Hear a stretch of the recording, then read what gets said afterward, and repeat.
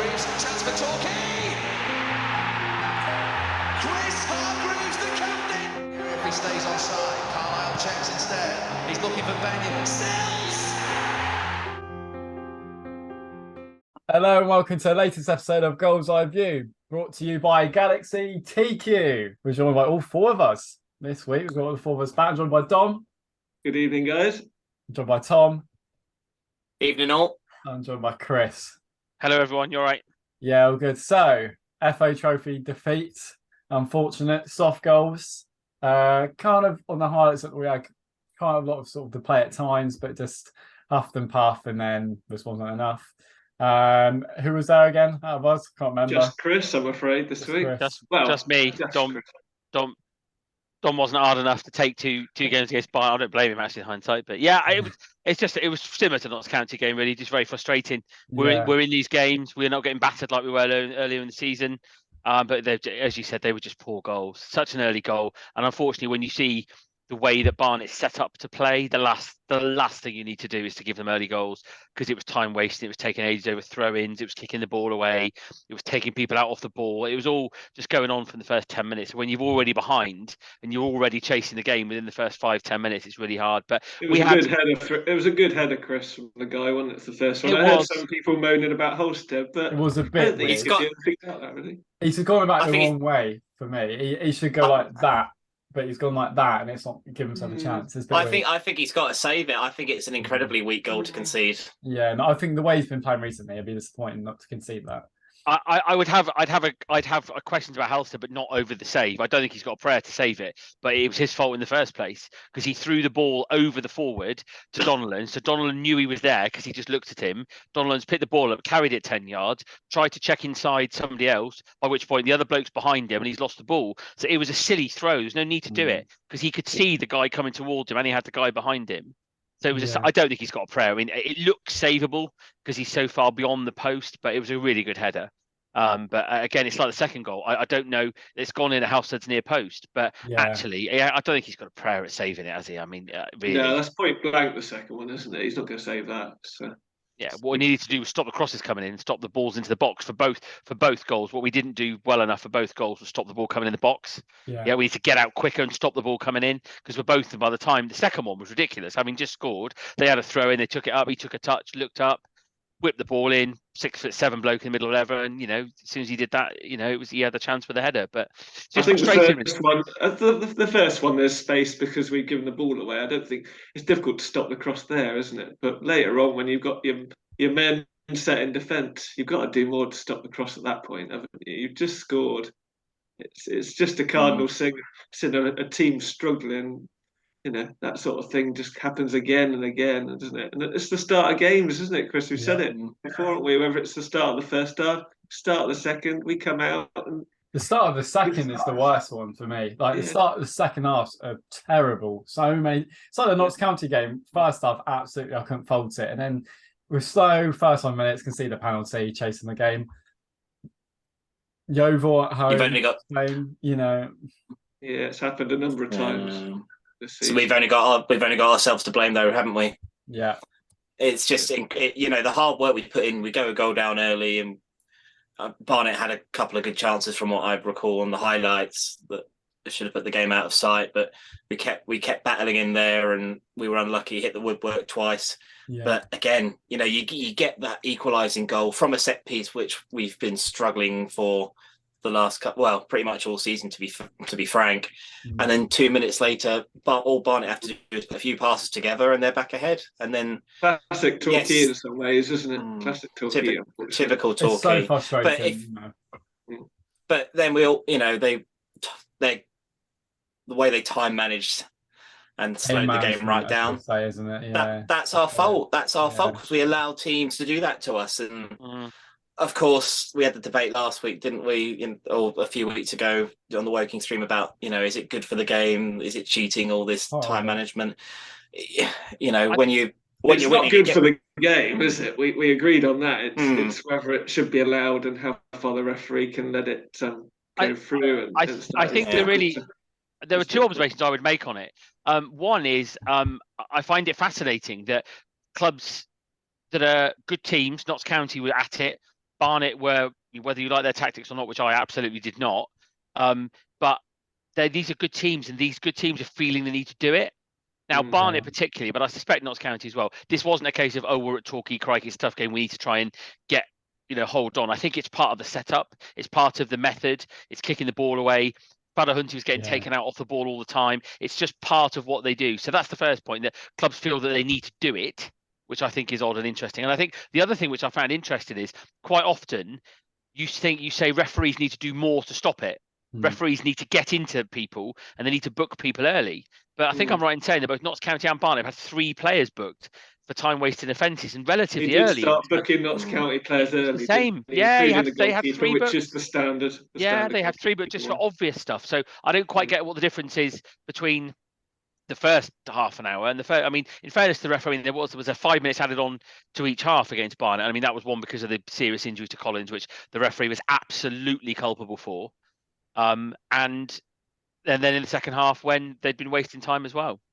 It was controlling the game, though, isn't it? And we didn't have any subs to throw on the last 20, 25 minutes to interrupt that flow and change it from what I could hear. I could just hear the game seeping away. The commentators were getting more and more annoyed, and you could just tell it was just going to finish 2-1. We just didn't have anything extra to throw at them. That's the trouble. If Jarvis doesn't score, who's going to get the goals? And, so that injury to Thomas Collins, striker, new lad. I always call him Thomas. I get Lewis Thomas. I think because I had them both in Football Manager. Was it concussion? Because he went off a stretcher, but what was it? Kind of like a bad impact? Who knows? Because the club wouldn't tell you, would they? But no, I mean, someone said concussion the other day. It was just really. It was just really disappointing. It was just really poor from the referee. What happened, Chris? The guy just whacked him, did he? Jarvis and one of their guys, they went up for a header, and the bloke headed the back of Jarvis. So Jarvis was largely okay, but that bloke had been down for a couple of minutes. And he obviously had a smack, so they did all the tests. Jarvis came over to the Bristow's bench side, and their guy stayed about on the halfway line on the pop side.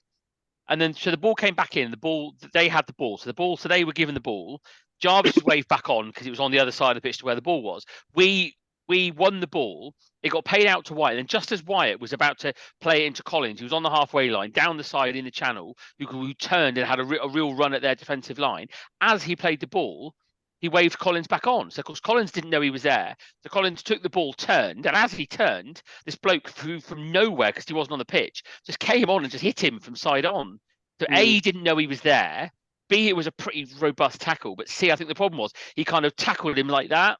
But if you're not expecting it, Chris, you're more likely to get injured, aren't you? Because that was the thing. You're not ready for the impact. No, I was talking to somebody when I was in Bristow's bench with my children and for this game, and I was talking to somebody who was on pop side at work today, and he said, Colin, they tried to stand him up, and then they sat him down again off the pitch and called for the stretcher. But he said you could see he didn't know where he was, and that he was trying to put one foot in front of the other, and it's like his legs were made of jelly. So it must have been concussion. It was good to see he was in that video they released yesterday on Twitter. So he's obviously out of hospital and he's okay. But I mean, if he was concussed, which it sounds like he was, he'll be absent for 14 days, won't he? It's the second time in 2 games that we've had to put our only attacking striker on from the bench in the first half, and then we've got nothing else.